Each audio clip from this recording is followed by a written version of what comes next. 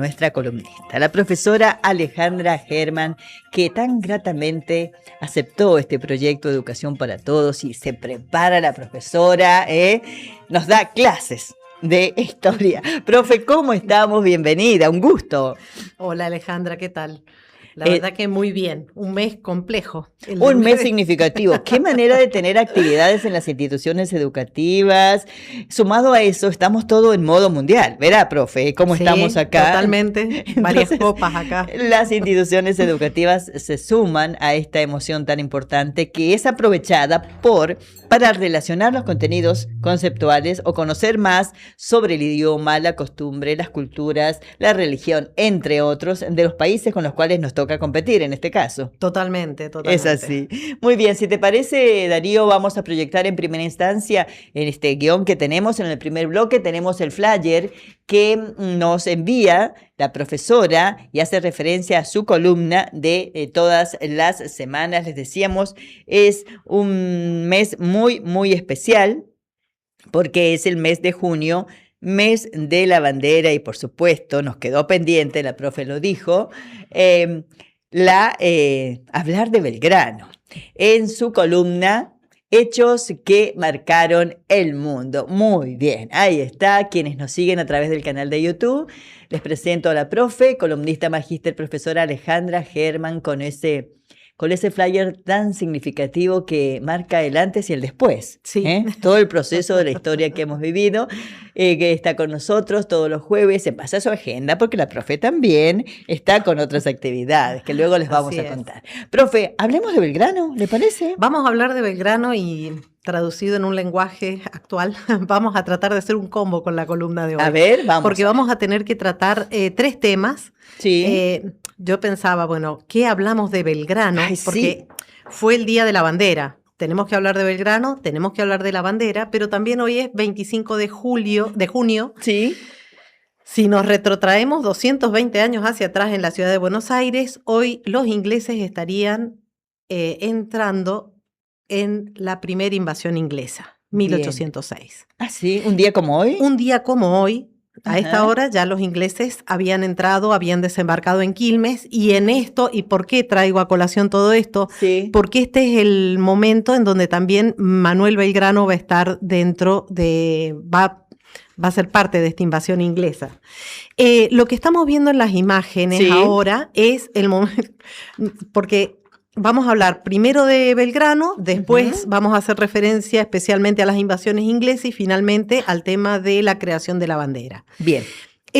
Lo que estamos viendo ahora son 2 mapas, el del Virreinato del Perú. Cuando los españoles llegan a América, forman 2 grandes virreinatos, el del Perú y el de México, que era sobre todo para extraer los metales preciosos que había acá en América. Lo dijo. Sí, esto tiene mucho que ver con la historia de Belgrano particularmente. Y ahí donde está señalado Potosí es donde es la región minera de este virreinato. Nosotros vemos Buenos Aires, forma parte de este virreinato, pero vendría a ser una zona bastante que no era tenida tan en cuenta. Sí. Lo que pasa con Buenos Aires es que es un puerto natural y por lo tanto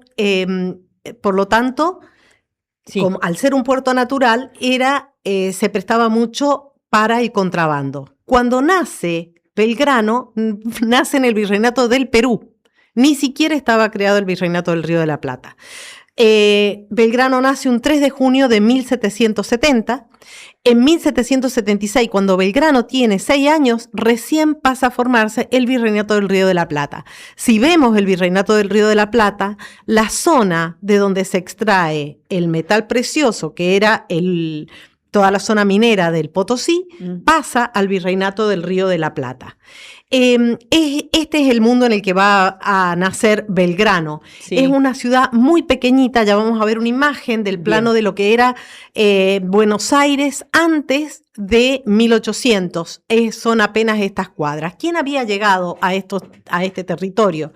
El papá de Belgrano, que no es español, él es italiano, de una zona de Aneglio, de la zona de la Liguria, cerca de Génova, Domingo Belgrano Peris, y se termina casando con una criolla, María Josefa González Casero, de una familia bastante tradicional.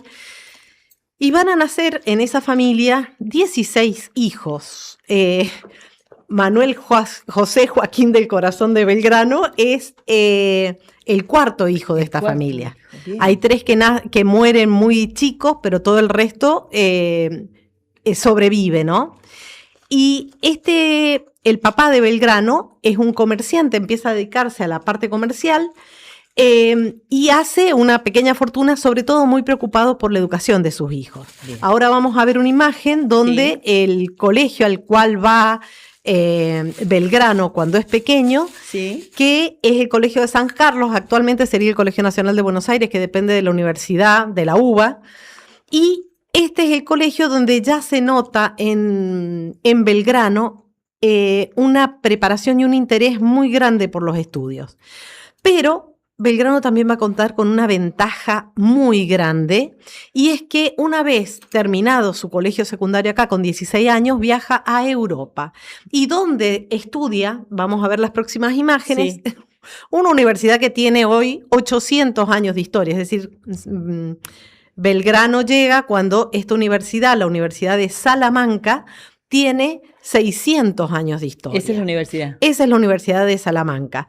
Él viaja con uno de sus hermanos, con Francisco, y la idea del padre era sobre todo que se prepare como comerciante. Con 16 años. 16 años a la universidad. Sí. En esta universidad que es la universidad de mayor excelencia, una de las de mayor excelencia en esos momentos de Europa. Ahí él va a obtener su título de bachiller en leyes en 1789 y completa también su educación en España en la Universidad de Valladolid, que es la siguiente imagen que tenemos, ya ahí recibido como abogado. Bien. Y también hace prácticas dentro de lo que es España en Madrid, en el mismo Madrid, antes de regresar. Él regresa acá al Río de la Plata, esta es la Universidad de Valladolid. Obteniendo estos títulos, él, vamos a tratar de identificar a qué mundo llega él y por qué yo hablaba esto de Potosí. Cuando España llega a América, lo que buscan y la idea económica que ellos tenían era una idea que nosotros llamamos la del mercantilismo. Se pensaba que la riqueza de una nación tenía que ver con cuánto un estado tenía de oro y de plata. Pero cuando llega Belgrano a Europa, todas estas ideas ya se ha comprobado. España era el que más oro y plata tenía y no le sirvió de nada porque era una nación muy empobrecida. Entonces estaban en discusión todas estas ideas. Él va a participar y va a hacer sus prácticas profesionales en Madrid, que es la próxima imagen que tenemos, es un Madrid del 1800 más o menos, y en esa sociedad él tiene contacto con todas estas nuevas ideas. ¿Qué ideas son? ¿Cuáles? Son las nuevas ideas económicas donde él, si bien lo van a preparar como comerciante, él se dedica al estudio de las leyes y él estudia algo que no se estudiaba anteriormente, que es toda la parte de la economía política. Y esa economía que tiene que estar al servicio de una nación, sobre todo para hacer transformaciones dentro de la sociedad. Bien. Va a entrar en contacto con las ideas de la fisiocracia, que es una idea en donde no importa que si tenés oro o plata, sino si la naturaleza te ha dotado de tierras que sean fértiles, vos vas a tener mucha riqueza. Pero al mismo momento, esas ideas son ideas prácticamente de lo que es la zona de Italia, de la zona de Francia, en el mismo España inclusive. Pero esto no se lo podemos decir a los ingleses, porque los ingleses no tienen tierra fértil. Entonces ahí aparece lo que es Adam Smith, que dice: la naturaleza puede ayudar muchísimo, pero si nosotros no tenemos un pueblo trabajador que logre transformar esa naturaleza, igual vamos a estar empobrecidos. Esta es una imagen de Belgrano siendo muy joven, que se hace retratar en Madrid. Él vuelve a la Argentina, al Río de la Plata, con apenas 24 años. Ya recibido. Ya recibido. En estas prácticas que yo les mencionaba cuando él está en Madrid, ¿qué ocurre? Se entera que al padre lo han acusado falsamente de hacer un mal comercio en el Río de la Plata. Bien. Y él hace su defensa desde Madrid y impacta mucho, inclusive en la misma corona española. Por lo tanto, cuando él llega acá, llega con mucha fama, a pesar de sus 24 años, y lo van a... Ya con protagonismo desde Europa. Totalmente. Y aparte con su propio padre. Con su propio padre, y es un estudiante tan destacado. En esos momentos existía lo que se llamaba el índice, que era un índice de libros que estaban prohibidos para su lectura para cualquier persona. Eso lo hacía la Inquisición, salvo personas que tuvieran un permiso especial. Belgrano, con esta edad que tiene, tenía permiso y era lícito que pueda leer todos los libros. Por eso él está en las discusiones más interesantes y maneja muchísima información. Cuando llega acá al Río de la Plata, bueno, las próximas imágenes que siguen tienen que ver con estos pensadores que él estaba manejando. Que él leía y le permitía leer. Que él leía y le permite entrar en este mundo. Y ya cuando él regresa acá al Río de la Plata, él entra y se lo nombra, que lo nombran directamente desde España, como el secretario de esta nueva institución que es el consulado. Esa institución que es el consulado, los objetivos eran que regule todos los que son los asuntos comerciales, resolver los conflictos que podría haber en estos acuerdos comerciales y que se fomentara y se promovieran las actividades que la corona española establecía. Bueno, este es Adam Smith, el pensador del liberalismo. Y cuando, Belgrano está acá en el Río de la Plata, él entiende que desde este cargo él puede poner en marcha muchos proyectos que él decía verdaderamente para poder transformar la sociedad. Porque él le toca vivir en Europa lo que fue inclusive la Revolución Francesa. Entonces ellos hablaban de libertad, igualdad y fraternidad, y Belgrano hablaba de libertad, igualdad. Este es el rey Carlos IV, que es el que le va a hacer el nombramiento para el secretario de... Bien, el cargo que secretario perpetuo, o sea, de por vida, con 24 años. Las ideales de él, libertad, igualdad. Él decía no solamente fraternidad, sino también seguridad y propiedad, porque hay una fascinación en que la sociedad debe ser transformada, pero también hay que tener mucho cuidado con los desbordes de violencia que puede haber. Entonces ellos están convencidos que hay que ir por este lado de resguardar y tener mucho cuidado con respecto al manejo de todo esto, que es donde van a hacer la verdadera transformación, a través de la educación. Bien. Él llega acá y dice, si hay falta de educación, si hay atraso productivo, si hay dependencia comercial de una potencia extranjera, si hay desprecio por lo que es el trabajo manual, si hay falta de formación, sobre todo en la educación técnica y en la educación de la mujer, no podemos hacer nada. ¿Qué pretende hacer él desde su nuevo cargo? Poner en marcha todos proyectos, sobre todo proyectos educativos y de educación técnica, pero no es ir a favor de todo lo que es la actividad manual, que podríamos decir una industria artesanal, en contra de la agricultura. Él decía que había que hacer las dos cosas, fomentar la agricultura, pero también favorecer toda esta actividad manual a través de la educación técnica.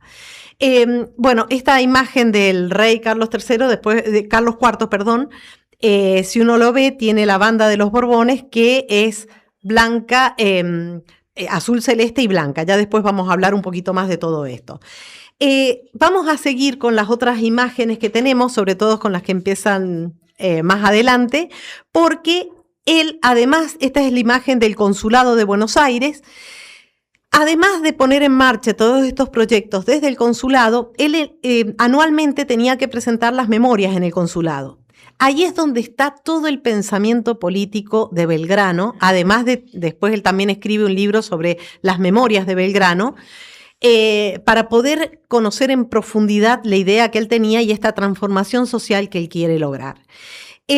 Pero no alcanza con estos proyectos. Él es un convencido que tiene que divulgarse todo esto y para divulgar hace la apoyatura de distintos periódicos que va a haber en esos momentos. El primer periódico que surge es el Telégrafo Mercantil Rural Político, Económico e Historiográfico, que lo dirige lógicamente Francisco Cabello y Mesa.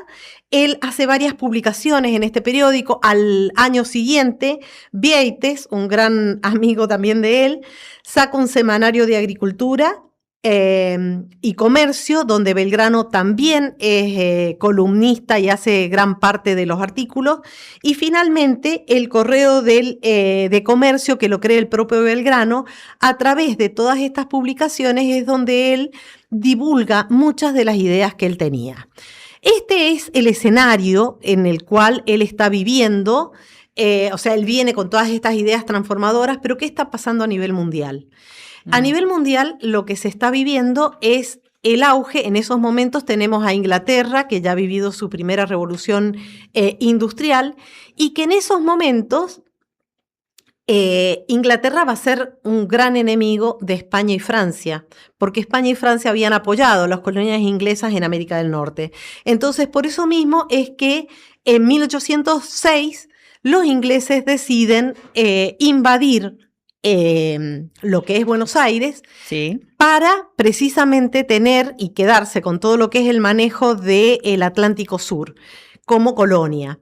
Ellos ya tenían lo que es la costa contraria en la zona de África, y con esto todo quedaría en manos. Bueno, no pudieron quedarse con Buenos Aires. Años más tarde se van a quedar con nuestras Malvinas.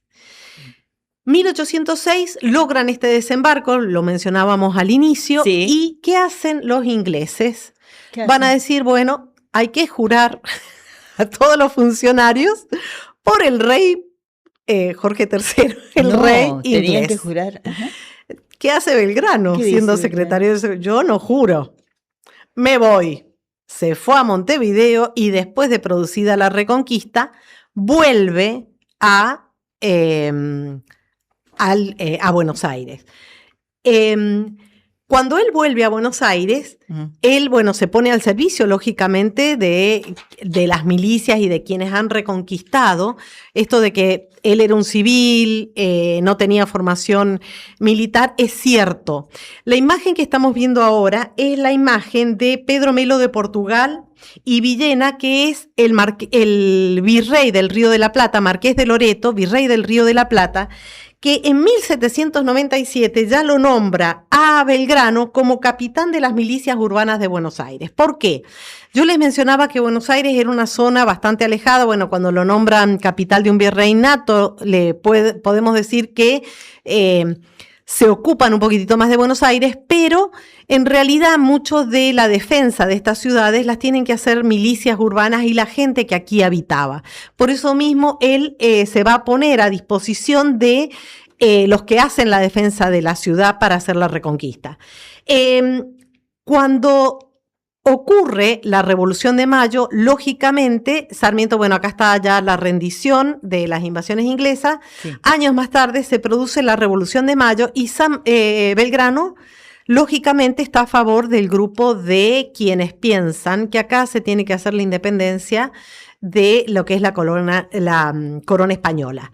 Lo que vemos en estos momentos es cuando se produce esta Revolución de Mayo, uno de los inconvenientes que hay desde la primera junta es cómo hacer que las ciudades del virreinato respondan a la revolución y no se conviertan en algo contrario o a favor de las autoridades españolas. Entonces, a Belgrano, que era una persona de muchísima confianza, más allá de que no tuviera una formación militar, se lo va a mandar en esta primera expedición, que es lo que nosotros estamos viendo, que es a Paraguay, para que Asunción precisamente se vuelva a favor de la revolución.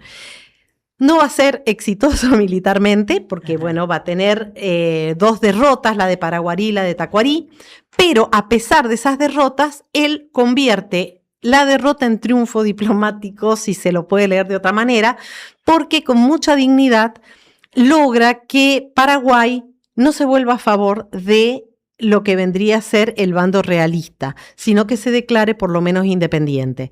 Tienen mucho respeto por Belgrano las autoridades paraguayas y ahí lo que termina ocurriendo es que lo van a llamar a Belgrano por estas dificultades que hubo y se lo manda a a Rosario a hacer la defensa porque se pensaba que los realistas podían llegar desde la banda oriental para ingresar por Santa Fe, por la orilla de Rosario, ¿no?